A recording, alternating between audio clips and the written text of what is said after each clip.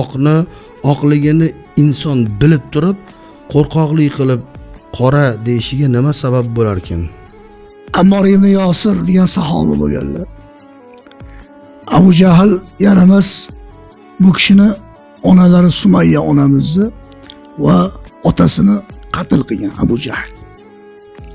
Birinchi Sumayya onamizni qiynab o'ldiradi. Islom tarixida birinchi shahid bo'lgan ayol Sumayya onamiz bo'ladi.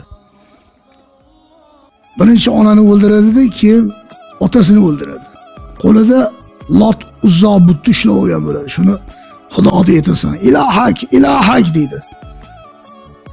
Sani Xudoying deydi. La ilaha illalloh se o'ldiradi chokampir.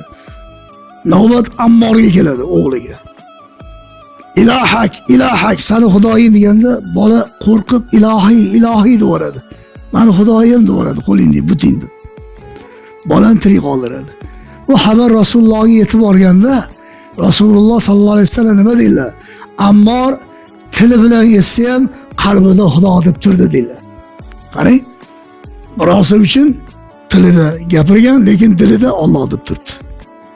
Bunaqa paytda iymonini saqlash qalbda bo'ladi, birozi uchun yetib borgan. Lekin dilida ham Xudo yo'q demagan. Shunaqa pozitsiyalarda, holatlarda qalbi biluvchi muqallibul qulub Allohning o'zi.